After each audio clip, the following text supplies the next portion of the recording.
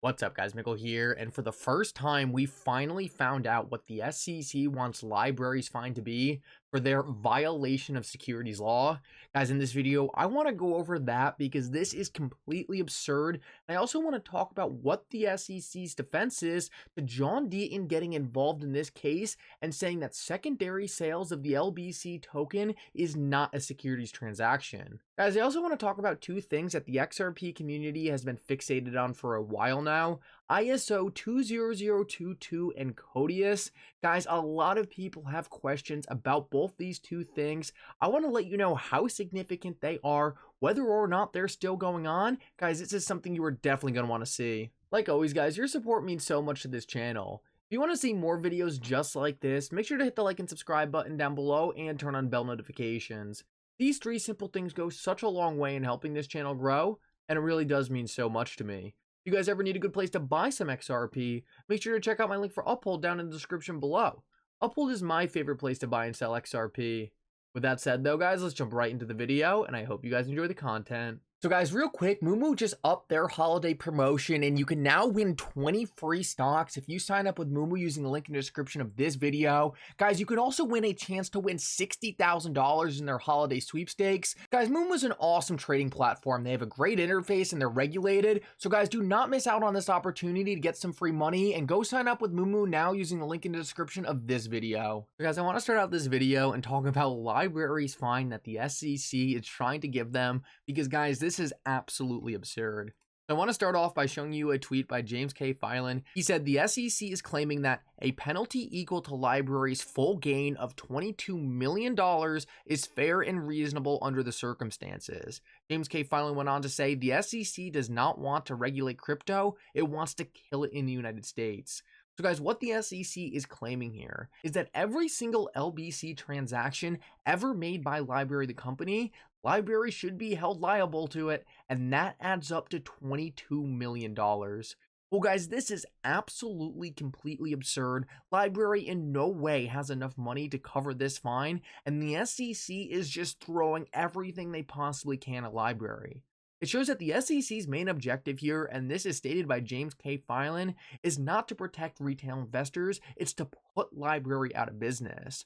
I want to also show you what LBRY had to say about this, because it just shows you that the SEC is specifically trying to destroy LBRY. For what reason? Well, maybe because they compete with different centralized social media platforms like YouTube, but listen to this. EOS paid a penalty of 0.5% of its sales, and the SEC is asking for 200% of LBRY sales. Yes, that is 400x more. The SEC absolutely does want to kill crypto, but in our case, they realize we're a threat to government control over social media. So guys, this is absolutely insane. The SEC is straight up trying to destroy LBRY at all costs, and this fine in comparison to EOS really shows you that the SEC is specifically targeting LBRY. Now, the other very interesting thing we got out of this filing from the SEC is that they are trying to force the judge not to rule on secondary sales. The SEC fully acknowledges that the reason John Deaton got involved in this case was to make it clear to the court that LBC traded on the secondary market is not a security of LBRY, and the SEC wants to stop this from happening at all costs. They're asking the judge not to rule on secondary sales to try to keep ambiguity in the market. The SEC likely knows that secondary sales are not a securities transaction, or they would be targeting them. So what does the SEC try to do? They are trying to convince the court not to rule on these sales. Guys, this is just another example to show that the SEC does not care at all about retail investors. Getting a ruling on secondary sales would protect secondary holders of the LBC token, but the SEC instead is choosing to prevent that from happening at all costs. Now guys, it's hard to predict whether or not that's going to happen. Ultimately, it's going to be the judge's choice on whether he wants to rule on secondary sales. Now, this judge gave LBRY a very bad ruling from the start, so I'm a little skeptical of what he's going to do now. But the good news is he did let John Deaton into this case for this exact purpose, so hopefully he does make a ruling on secondary sales or forces the SEC to at least clarify their position here, so we can actually make some progress in proving that a digital asset itself, the token, is not the security, it's the sale of it. Guys, now I want to move on and talk about ISO 20022 migration. This has gotten a lot of talk in the XRP community, but we actually just had a Ripple insider break down why this is so important to Ripple. And guys, we are going to keep it very simple, but I want to start off and just show you this chart and show you that we are really in the middle of a lot of the banks migrating to ISO 20022.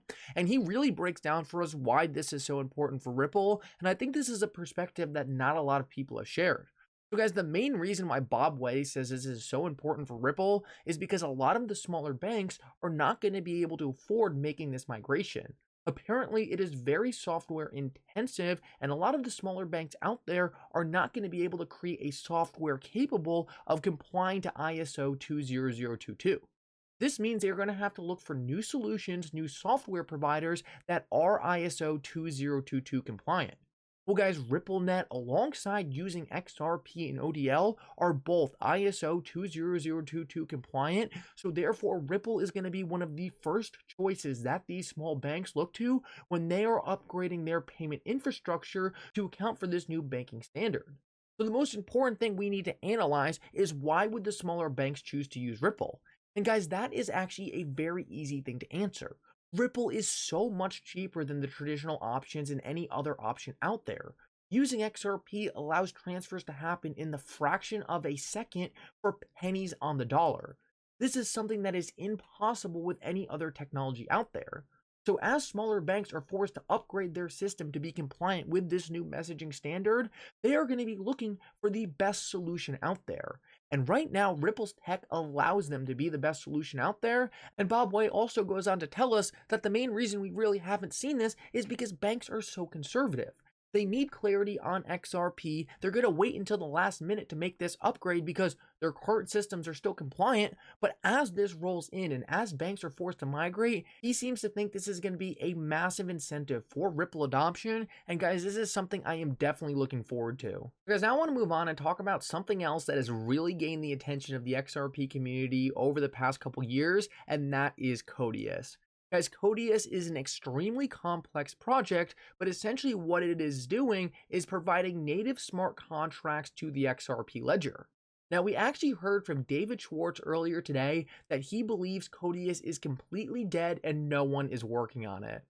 Well, guys, the best part about the XRPL being a decentralized platform is anyone can be building anything. And right as David Schwartz came out and said that, we got a tweet from Scott Chamberlain, the CEO of Evernote, and he said, "We created Evernote because Codius didn't do what we needed."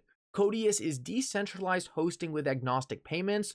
Evernote is a decentralized hosting network providing consensus as a service with a native token as payment/currency. So guys, what did Scott Chamberlain just say right there? Honestly, I'm having a very hard time wrapping my head around it, but what you need to know is Scott Chamberlain believes Evernote is building a more powerful version of Codius. Guys, this is the coolest thing about the XRP ledger. David Schwartz thought Codius was dead, and here comes Scott Chamberlain and says, no, we're actually building a more powerful version of it. Guys, this is absolutely awesome. I have a feeling this is a project you are going to be wanting to pay very close attention to. And if we take a look at Evernote's Twitter, a global permissionless layer 2 smart contract platform composed from the XRP ledger coming mid to late 2023. So guys, this is very exciting. I have a feeling this could potentially be one of the biggest projects built on the XRP ledger, and this is one I am going to be paying very close attention to. I am so excited to see the XRPL get native smart contracts because this would cause an explosion of value to happen.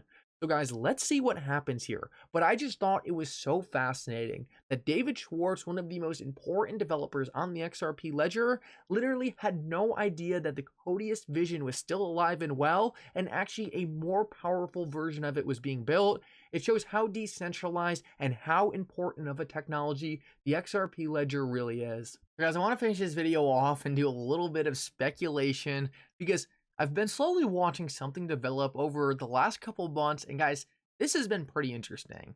So Brad Garlinghouse currently has the amount of people he is following at 589. And guys, if you think this is just a random coincidence, you can go through his liked posts and actually find different posts that he has liked, essentially saying, hey Brad, we noticed you were following 589 people. So Brad Garlinghouse knows that people are watching this. He also went over 589 and then specifically went back to it. And this is also tracked via Twitter stats. Well guys, The other very interesting thing I'm noticing is David Schwartz is very close to going to 985 followers. Guys, David Schwartz has done so many riddles to the XRP community. He is called tops. He is called bottoms. So guys, what is the coincidence? What are the chances that Brad Garlinghouse and David Schwartz are literally about to go to 589 followers and 589 followers, just backwards? Guys, we know the old riddle bearable guy 123321. Is this all a random coincidence, or are they trying to signal to us that there is something very big about to happen? Well, guys, we know the XRP price chart is at a critical moment right now. We have been getting pounded down by this massive resistance for over 2 years, and we just came to this long-term 3-year support. Guys, the XRP price chart is gonna have to make a move here right at the same exact moment that Brad Garlinghouse and David Schwartz look like they are trying to signal something to us. Guys, they have signaled things in the past, and not only that, they have acknowledged it. So if you're someone who finds this interesting, let me know what you think. Is this just a crazy coincidence, or are they trying to tell us that there's something big right around the corner? Guys, let me know what you guys think down in the comment section below, but for now, Mickle out.